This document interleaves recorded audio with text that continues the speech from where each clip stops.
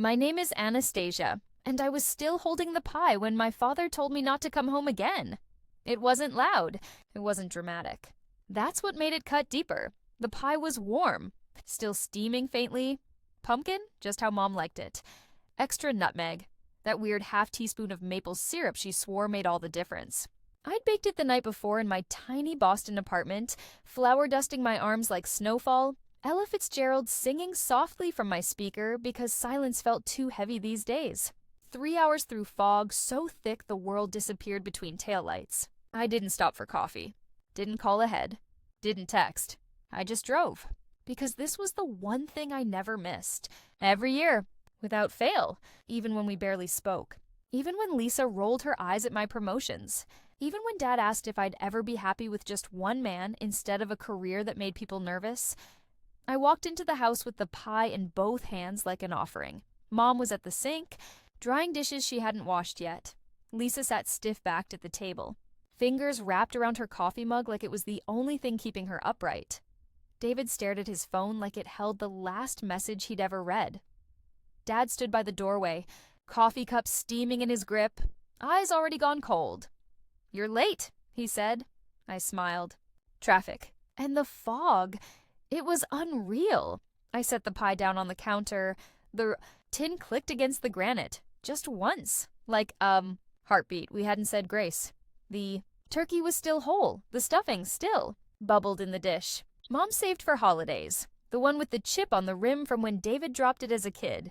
And she cried for 3 days because it was your grandmother's. And I was still standing. There. Still smiling. Still. Holding nothing but air and hope.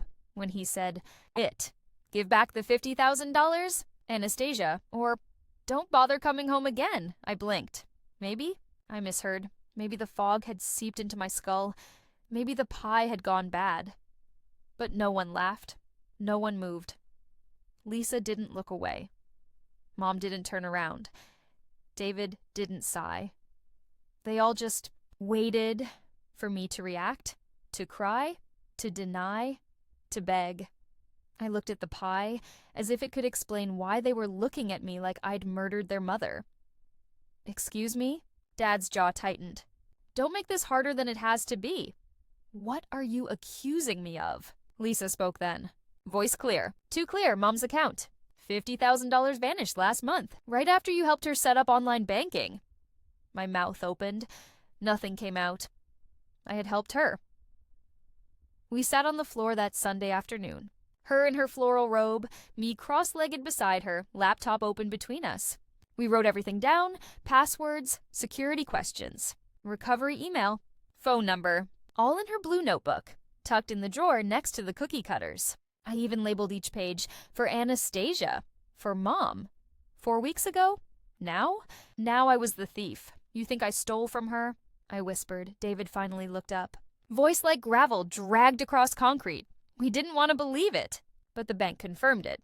Online withdrawals. No one else had access. I turned to Mom. She didn't cry. Didn't nod. Didn't shake her head. Just picked up her napkin. Pressed it to her lips like she might throw up. That's when I knew it wasn't about the money. It was about who I was. I set the pie down gently like it was porcelain, like I pulled my coat off the chair, didn't zip it, left it half buttoned, walked to the door, didn't look back. "You have until the end of the week," Dad said behind me. "Then we go to the lawyer." I didn't cry in the car, didn't scream, didn't punch the wheel. I just drove, coat still, half on pie still sitting, there, behind me, in the house that used to be home. There, streets were quiet. Porch lights glowed. Paper turkeys taped to windows.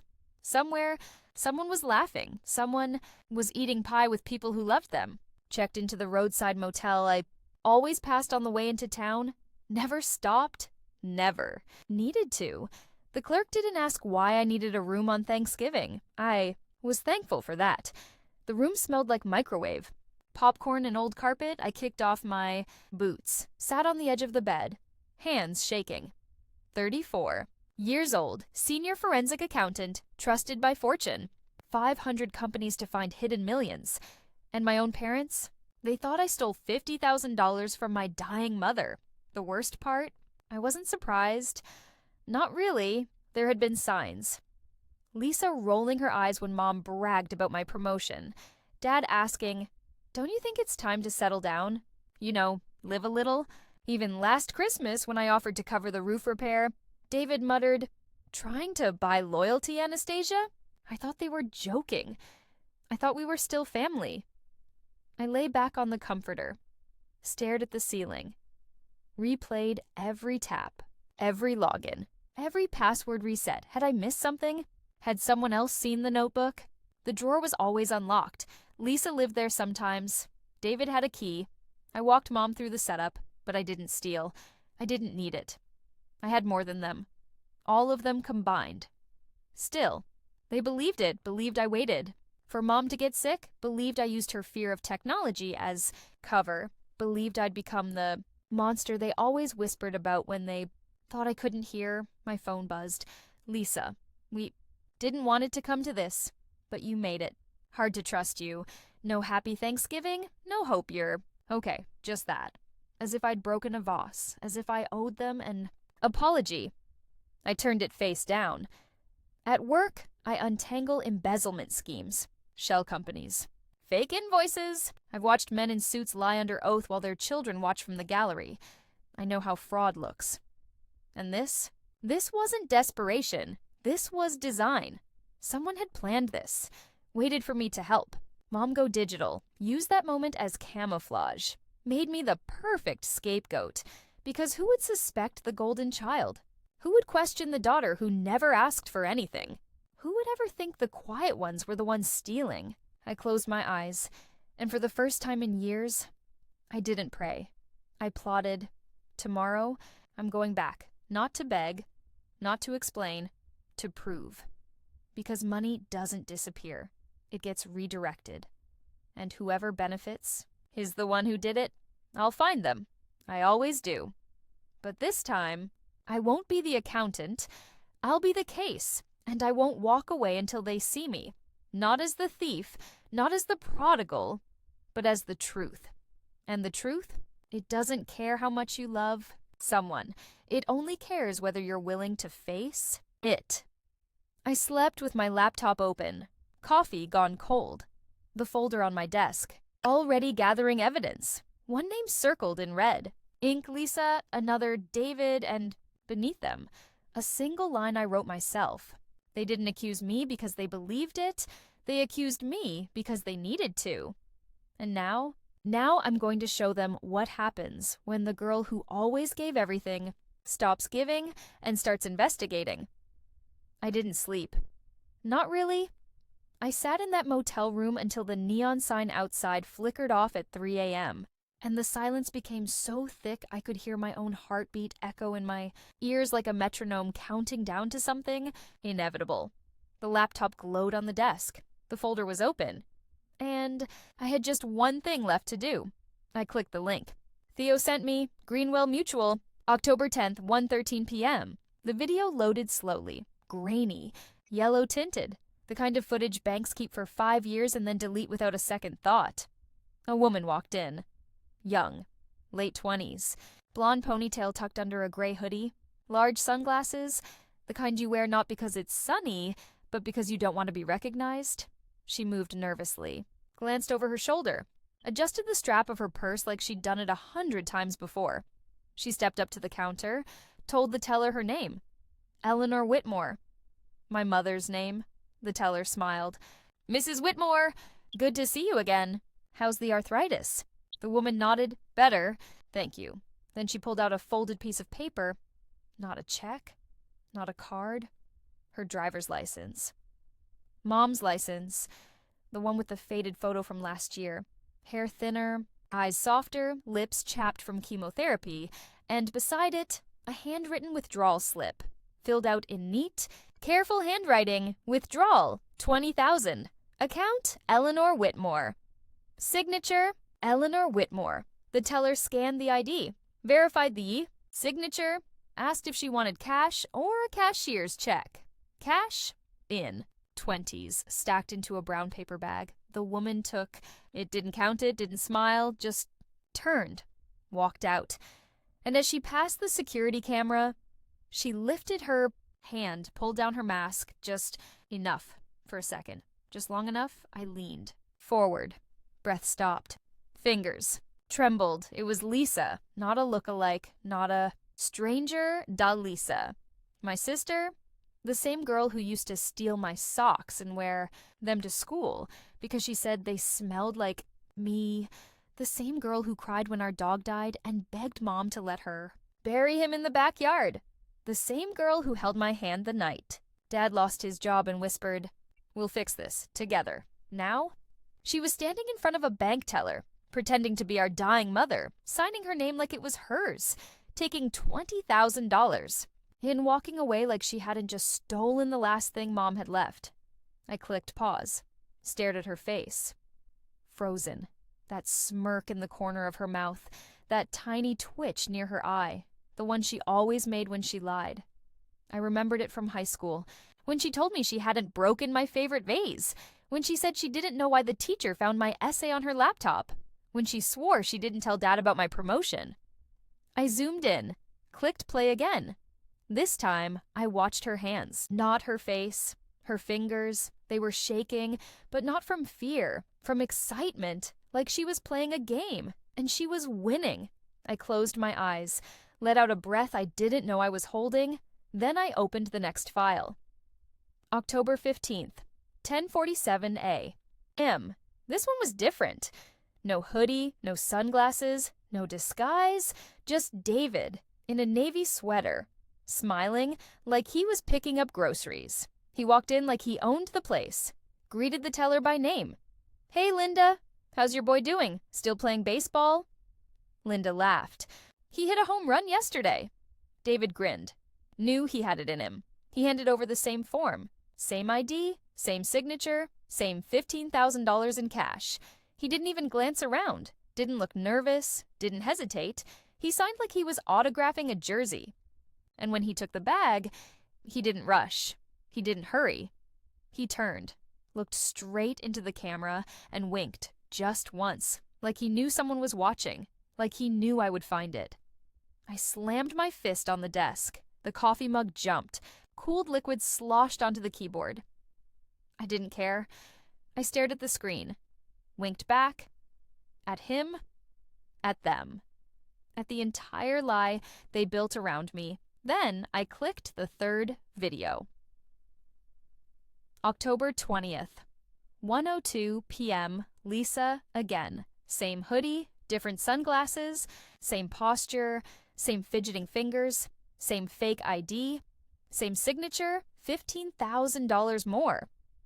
This time, she didn't even try to hide it. She stood there, calm, like she was collecting rent. And when the money was handed over, she looked directly into the lens, not at the camera, at me. As if she'd known all along I'd come looking, as if she'd been waiting. I sat back, hands trembling, not from anger, from grief. Because this wasn't a crime of passion, this wasn't desperation, this was a performance. They planned it, they timed it, they waited for me to help Mom go digital, because that gave them the perfect alibi. Only Rachel had access, and then they used Mom's ID, and Mom's name, and Mom's trust to walk right into the bank and take everything. But here's what they didn't count on. I don't just analyze financial trails, I analyze people. And I knew Lisa's handwriting better than I knew my own. I opened the blue notebook, the one we kept in the kitchen drawer, the one with Mom's shaky script beside mine. I flipped to the page where we wrote down the recovery email. I typed it into my browser. The account was registered under an alias, but the phone number linked to it, a burner, unregistered, until I ran it through a database I have access to. Internal firm tools, flagged for fraud investigations. The number belonged to David. His old work phone, the one he claimed he lost after the car accident last year. Except the IMEI matched. It was never lost. It was hidden. I dug deeper. The first login after I left town, the one that triggered the online transfers, didn't come from Mom's phone.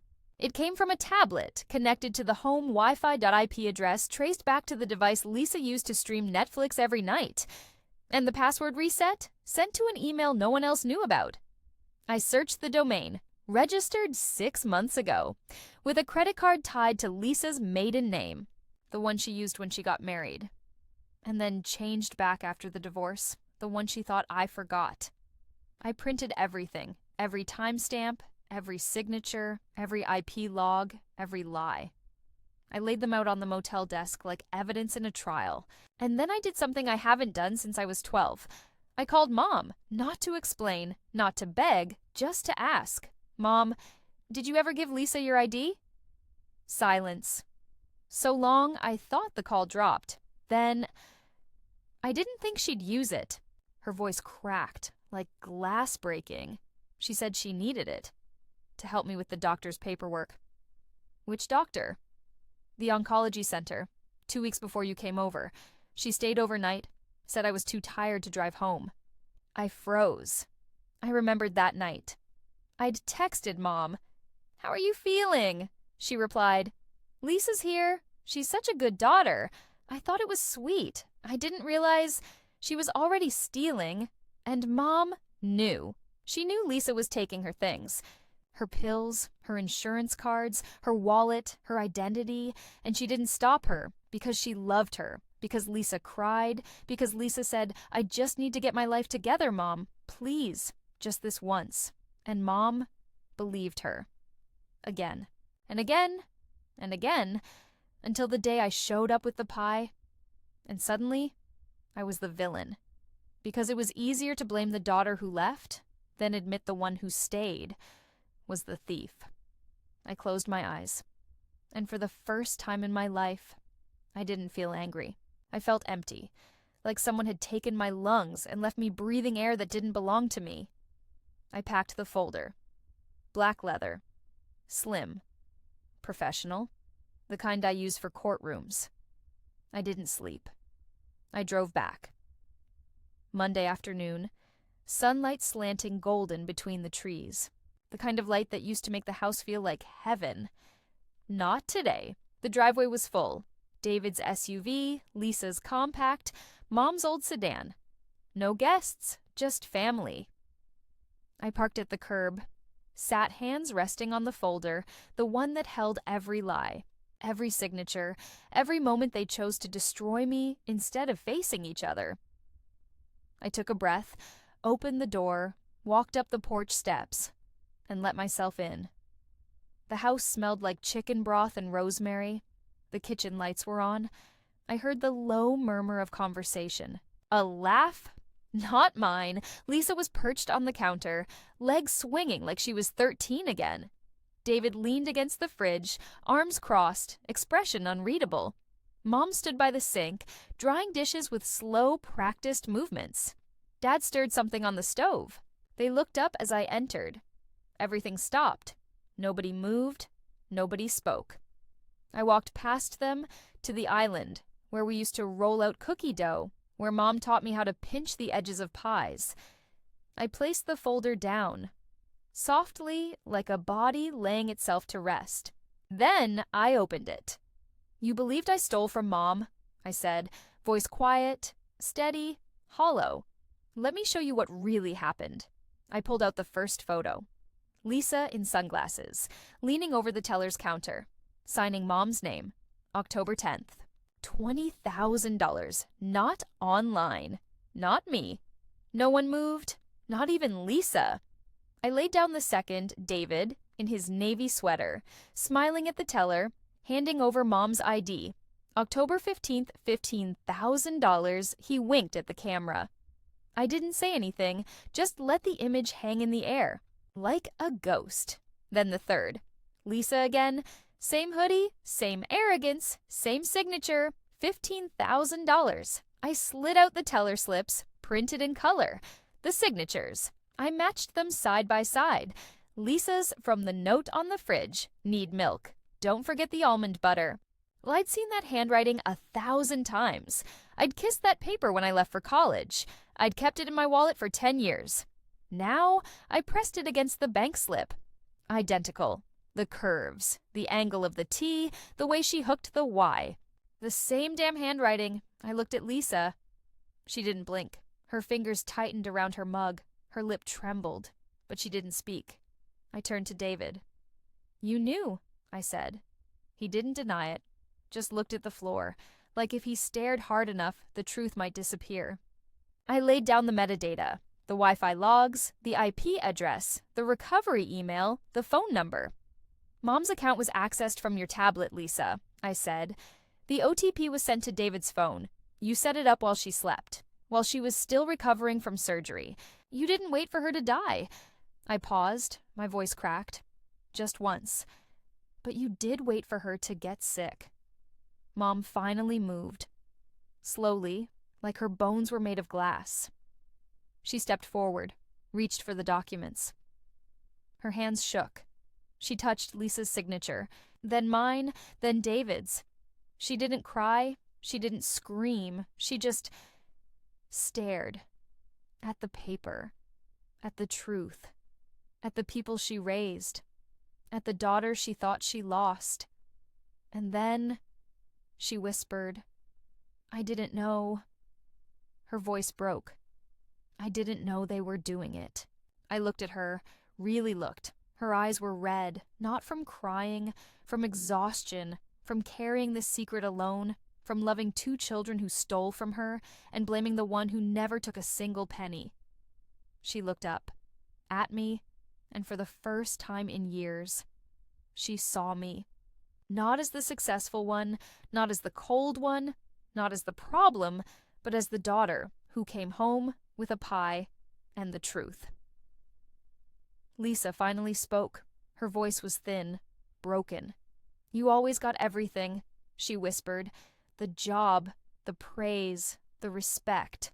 I didn't have anything." "You had a roof," I said quietly. "You had food. You had parents who loved you. And yet," I continued, "you stole from the one person who never asked you for anything." I looked at David. "You helped her," he swallowed. "Mom was going to leave it all to you," he said. "You were going to move her into that assisted living place in Florida, pay for her care. We'd barely see her. So we took it," Lisa added, "before you could." "We didn't want to hurt her," David said. "We just didn't want to lose her forever." I stared at them, both of them, my siblings, the people I grew up with, the ones who held me when I fell off my bike, who covered for me when I skipped school, who sang off-key with me in the car on road trips. And now? They turned my love for Mom into a weapon, used her illness as cover, made me their scapegoat, because I was the easy target, the one who left, the one who succeeded, the one who didn't need them. And so they decided I was the thief, even though I was the only one who never stole a single cent. I picked up the folder, closed it, zipped it shut. The sound echoed in the kitchen, like a coffin closing. I looked at Dad. He hadn't moved, still stirring the pot, but his shoulders were hunched, his hands were shaking. "Rachel," he said, voice rough. "What are you going to do?" I met his eyes. For the first time in my life, I didn't feel like the child. I felt like the judge. "I'm not pressing charges," I said. Silence. Lisa's eyes widened. David exhaled. Mom's breath caught. I kept talking. "But I've sent the file, every video, every signature, every log, to the family attorney." I looked at Mom. "I didn't come back to punish you." I looked at Lisa. "I didn't come back to shame you." I looked at David. "I came back so you'd know." I paused. Let the words settle, like snow on frozen ground. "I came back so you'd know. You didn't just steal money." I stepped closer, voice lower, colder. "You stole her dignity. You stole her peace.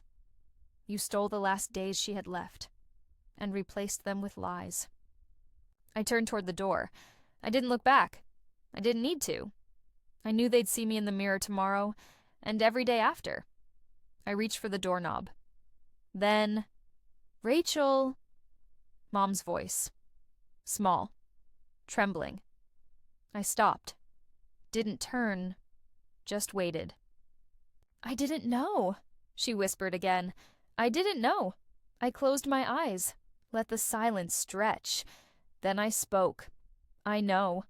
I opened the door, stepped outside. The air was crisp. The sky was turning purple. I didn't cry. I didn't scream. I just stood there, on the porch, watching the kitchen window. Lisa didn't follow. David didn't call out. Dad didn't come to the door. Mom didn't come running. The lights stayed on. The laughter didn't return. And then, a soft click. The back door opened. I didn't turn. I didn't need to. I knew who it was. Mom. She stepped out, wearing her robe, slippers, her hair uncombed, her hands empty. She walked slowly, down the 3 steps, past the garden she planted last spring, past the swing where we used to push each other. She stopped in front of me, didn't hug me, didn't apologize, just held out her hand. In her palm, a small folded piece of paper. I took it, unfolded it. Inside, a single line written in Mom's shaky handwriting. I'm sorry I didn't see you sooner. No signature. No love you. No come home. Just that. And beneath it, a key.